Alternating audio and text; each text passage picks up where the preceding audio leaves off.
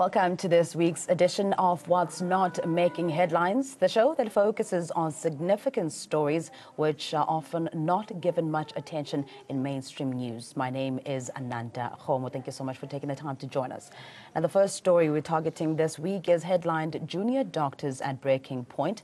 Long working hours and poor working conditions are driving young doctors over the edge with a spike in calls to depression hotlines and helplines at their universities. Now, according to the Cape Argus, the South African Depression and Anxiety Group has said that since they launched a helpline for young doctors and interns in October of last year, they have received hundreds of calls from medical students, interns and junior doctors for a variety of reasons, including depression and anxiety. Now, to discuss this story, we're joined in studio by the editor of After 12 magazine, Lindokuhle Mnisi, as well as the reporter who covered the story for the Cape Argus, Marvin Charles. A very warm welcome to you both, gentlemen. If I can start with you, Mr. Charles. I mean, this is a very interesting story, but now is it in Cape Town or is it nationally where these calls are coming through to this helplines? That these calls have been recorded nationally around the entire province. It's also basically of calls in various parts of universities. We're talking about such as UWC in Cape Town, also the University of Witwatersrand in Joburg. So it comes as a big group also around the whole of South Africa. Oh my goodness! And when you talk to these doctors, I guess they would want to remain anonymous. But did you, in your investigations, maybe manage to speak to a couple of doctors and find out what their issues exactly are? Well, unfortunately, because we have such tight deadlines, I didn't get the opportunity to, but that is definitely in our follow-up that we're planning on doing, is speaking to more junior doctors about this issue, because it is quite a prevalent issue if you look at it.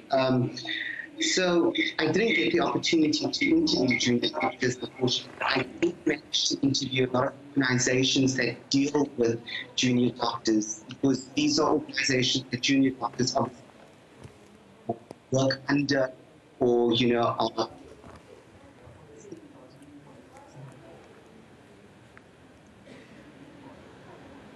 All right, Lindokuhle, let me bring you in as well. I mean, from what Charles is saying about the fact that this is a national issue, I mean, what's your take on this story? Yeah, I think it's a prevalent issue right now. I mean, if you look at, so as soon as I was briefed about the story that we're talking about today, I had to call up a family friend who's also a doctor, and things that he was telling me about the things that actually they go through from when they are students, from when they are, junior doctors, and when, they are interns and then junior doctors. The issue of long working hours is a serious issue. So as a young doctor, you get trained for about 5 to 7 years, and as soon as the long studying hours, there's an issue there. They study for long because they have to make sure that they also meet a particular standard in their studies. 50% doesn't cut it, so you always have to be above, the pass rate has to be, higher. And nobody wants to be treated by a doctor who's only getting 50%. 70%. So for them, it's stressing. They have to be studying so much. They have to be constantly with their books. There's no time for, socializing with friends, family, and also, doing other, social activities. So it affects them. Now they move to being interns. They always have to prove a point. They are juniors. They also have bosses who, they get called in, to stand in, and the long working hours. So he was telling me that, it's a problem. It really is hectic. And then, Marvin, let me bring you in as well about the South African Depression and Anxiety Group, feeling the need to have a call center specifically for young doctors. How did this idea for them come about? Well, when I interviewed them, they said that they've recorded quite a spike in the number of junior doctors that started calling them. And then when they started recognizing this spike, they immediately decided to do something, and do something quickly, which I I admire them so gratefully for, because by then they started to create this call center dedicated for these junior doctors, a 24-hour call center that focuses just on junior doctors, and that is remarkable. And when I interviewed the coordinator, actually, the operations director, of SAGDAT, she told me that, she can't accurately give a number of how many calls they experience a month, because it varies on a daily or monthly basis. So, and she says that it shows an increase in traffic, the more and more the word spread of how many junior doctors they get referred to on a daily basis. So that's quite remarkable, I would say. And very briefly, before we move on, gentlemen, I'd like to touch on the fact that poor working conditions as well are a factor here, and why these young doctors and these interns are calling. I mean, we know that our hospital, our healthcare system is not doing great, which is an understatement. Just very briefly, Marvin, before we let you go, can you just touch on those poor working conditions? Well, what the Junior Doctors Association is telling me is that they are blaming poor working conditions. Number one is the hospitals, as we know, are severely understaffed. They focus solely on these junior doctors who also have to study, who also have other obligations going on, and also have to work with someone else who is a proper medical profession, which causes so much anxiety and so much depression. Another thing of the working conditions is that there is this culture of bullying. Now, we know that in a medical field, there is a certain hierarchy going on where trained professional medical personnel feel threatened by these junior doctors. All right, Marvin, thank you so much for taking the time to speak to us. That was the Cape Argus reporter, Marvin Charles, talking to us about the fact that junior doctors are under immense stress and calling call centers. Now, another story that we're going to be looking at is about the concealment of birth becoming prevalent in Soweto. Now, a woman from Orlando East spotted what she thought was a doll coming out of a blocked drain, only to find that it was a dead fetus. When she decided to go closer, she discovered an umbilical cord and amniotic sac nearby. She alerted authorities, who are reportedly investigating the case. Now, the dumping of dead fetus in sewer drains has become much more frequent in most communities. A similar incident happened recently in Pimville in Soweto, next to a school. This is an issue that breaks my heart. There was a couple of years ago where there was intense coverage of this, and it was happening on a much regular basis. And it brings the question of, why is this still happening? It's 2018, abortion is legal, and there's adoption channels. Why are we seeing this is still happening? Yeah, I think it's so painful to see it still happening even to this day. I remember from the days when I was still at varsity studying my journalism, there were issues you hear about, fetus being found at a drainage system at just behind the residence at school. And then I came in, I was a journalist right in the studio, and I covered immensely, a lot of stories like this one, especially in Diepsloot. Now, fast forward 7 years later, it's still happening. It's painful. However, the issue of education to people in the townships, to people around, the country, to say, remember, people need to be constantly reminded that there are certain channels. The issue of legal abortion, people still do abortion illegally, but there are channels that they can do it legally. So it constantly also, there are a number of factors. I can tell you a factor, making an example of if a woman is stressed, she's being abused at home and she's carrying a child. And, abuse and also lack of education, of information about this issue, I think could be also leading to this. But I also think that, touching on the story that the fetus was discovered in Pimville by a school. Teenage pregnancy, like you're mentioning, also at varsity, that now if they should approach a clinic or healthcare facility to have this abortion, it will become known. So they conceal the birth until there's a time that it comes out, and then their only option is to dump it. Yeah, so, and it's prevalent. It's happening in so many communities. I mean, as you mentioned, in Pimville, also in another area in Soweto, in Tembisa, it's still happening. So that's why I feel like the government also needs to do as much to bring, healthcare, professionals closer to the teenagers. We can't have a situation where even today there's still an issue like this one.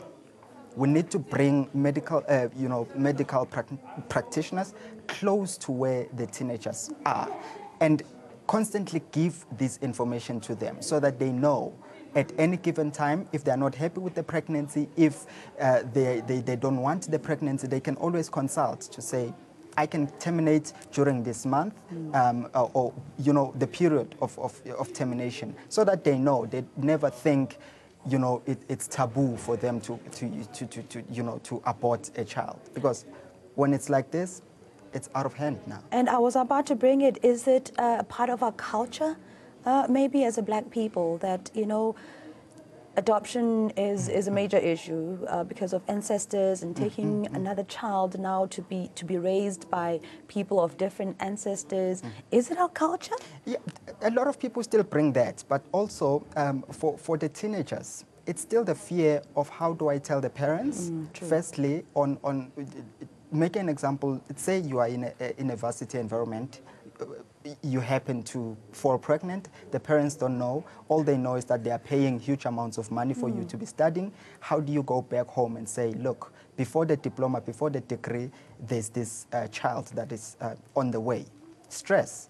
The father is also a student, or the father is not working, so also unemployment becoming an issue.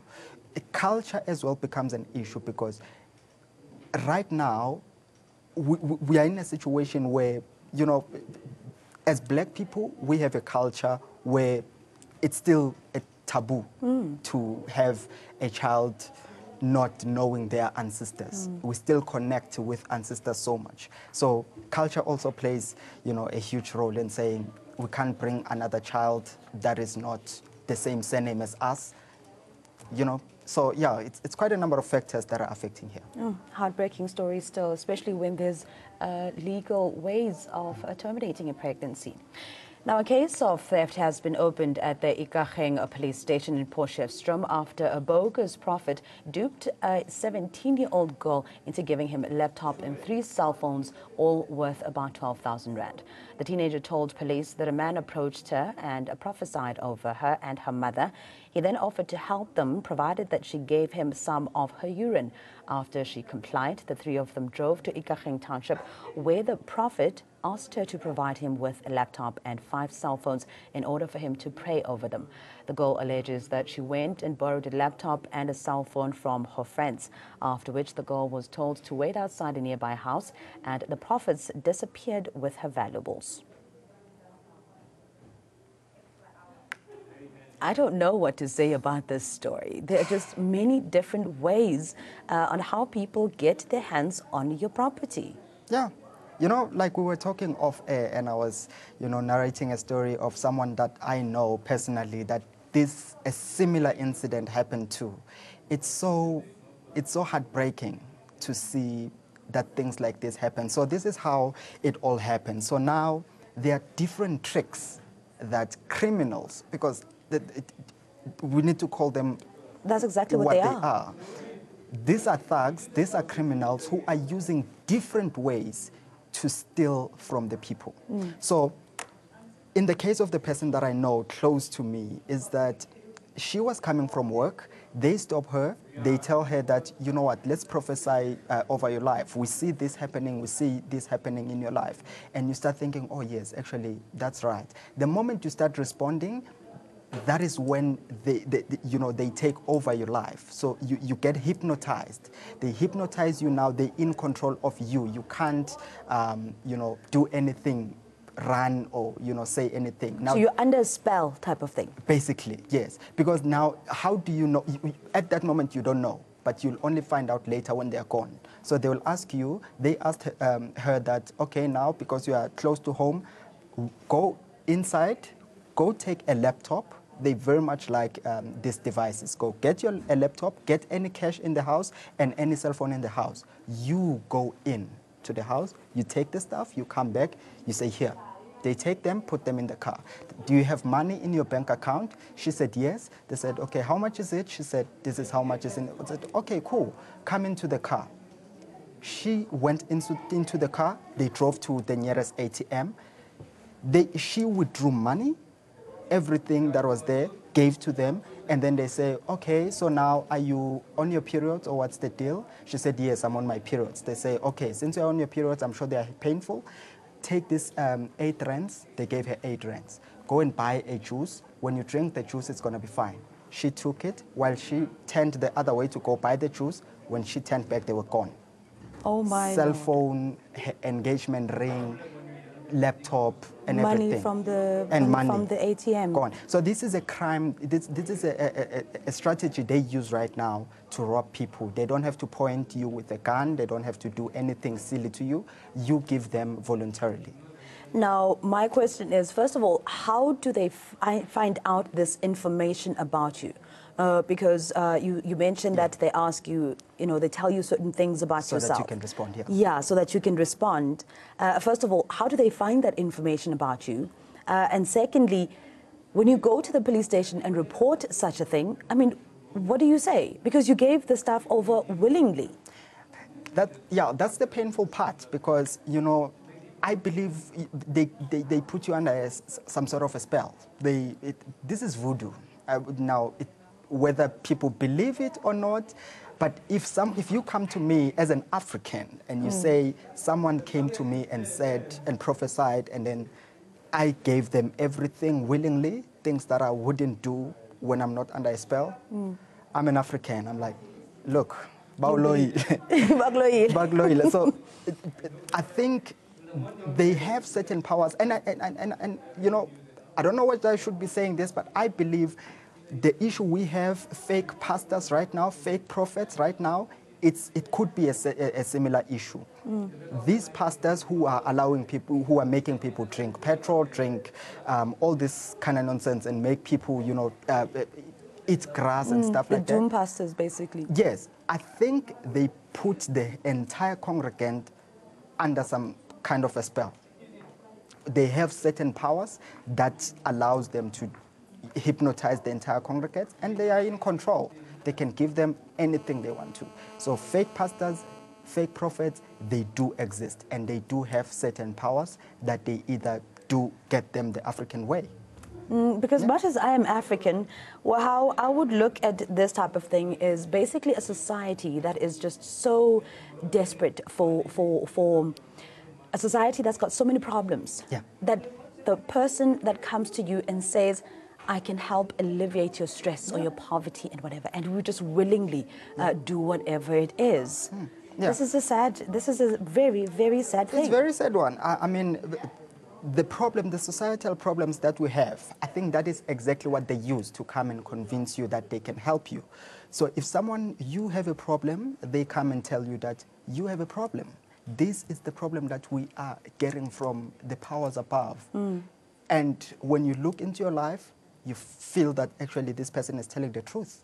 Now, human trafficking is the fastest growing and second largest criminal industry in the world. The victims of sexual exploitation are predominantly women and girls. Now, Afro Voice did a story about the booming foreign massage parlor industry in South Africa, emerging as a major channel for human trafficking.